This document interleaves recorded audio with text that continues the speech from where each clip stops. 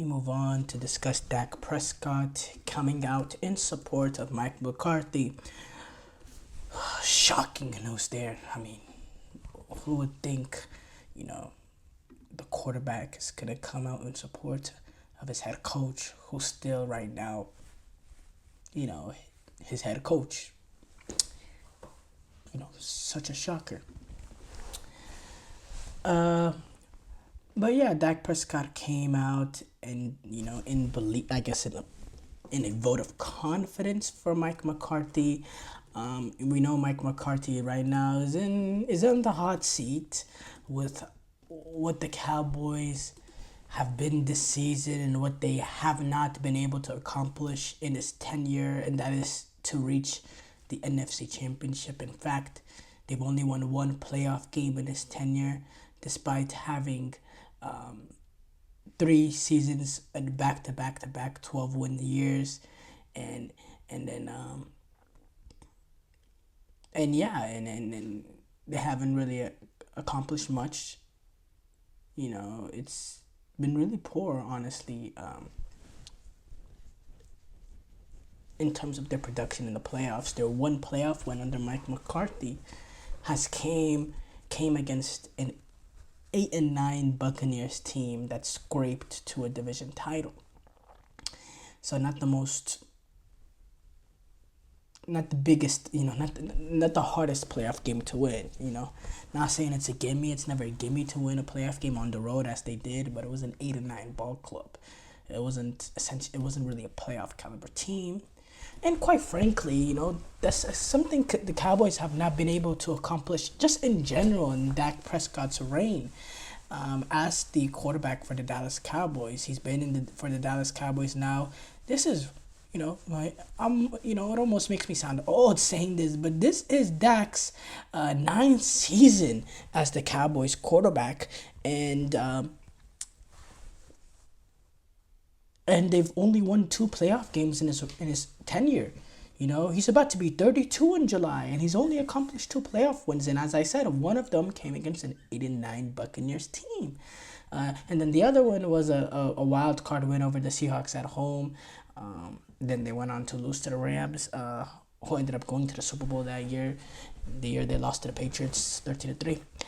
But yeah, it's been a never-ending cycle with these Dallas Cowboys, and we know what the Cowboys are. I mean, the Dallas Cowboys are America's biggest failures on the biggest stage.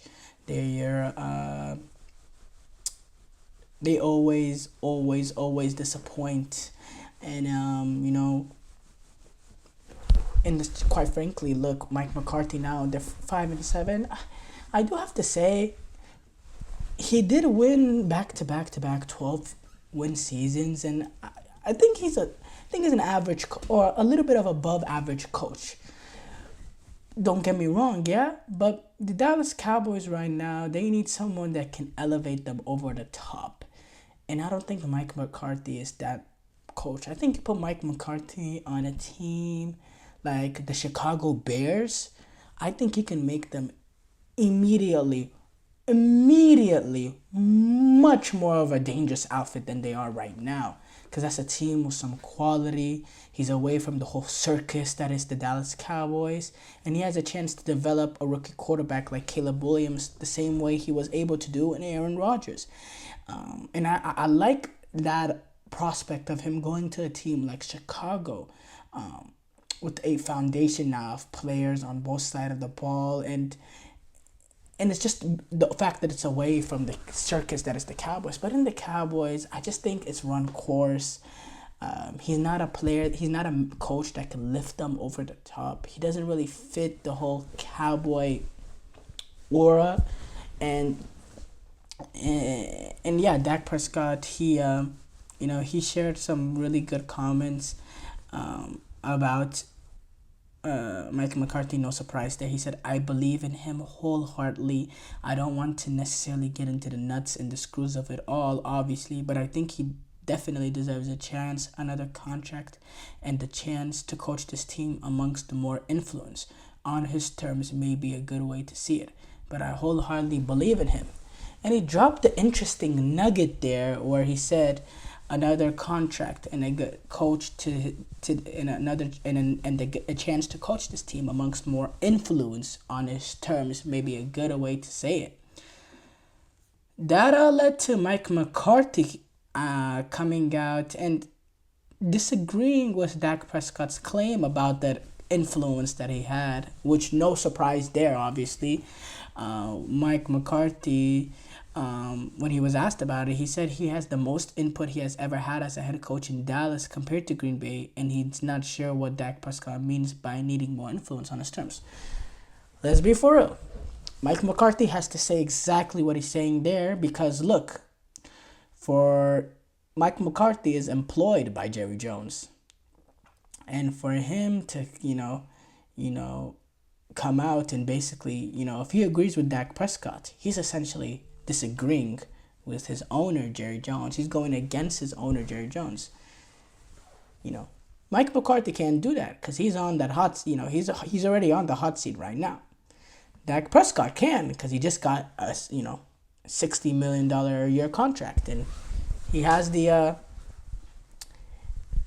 ability to say what's on his mind openly because, well, the Cowboys owe him $60 million a year. And honestly, I was quite shocked that he said that last bit in there. I definitely think he doesn't have full control of everything.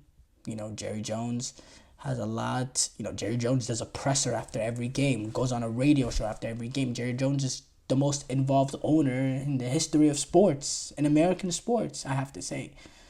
So, yeah, obviously, that was an interesting tidbit there. But again, I just think it's run its course with Mike McCarthy at the Dallas Cowboys. He's not able to elevate them to where the expectations of the Cowboy fans. Now, being for real, the Cowboys they haven't exceeded expectations, but they haven't failed expectations either. They've been exactly what we always expect them to be. A team that has a decent regular season, gets all the fans a bunch of hope that they really shouldn't have, and then when the real big money comes, they get eliminated by the first decent team that they played.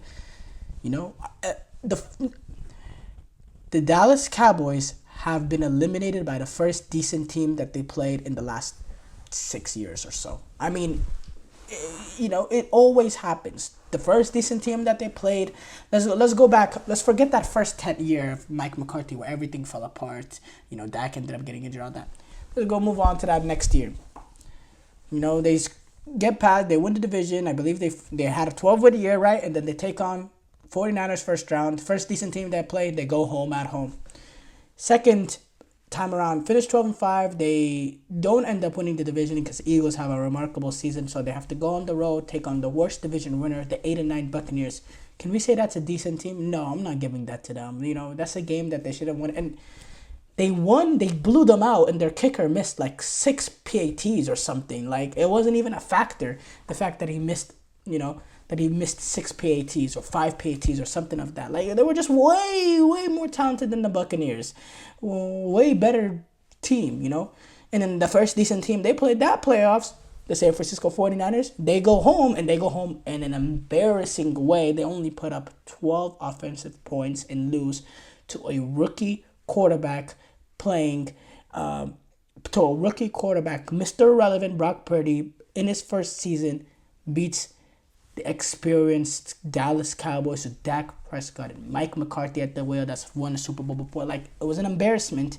And then the year after that, they scrape by. They win the division. They have a really good regular season.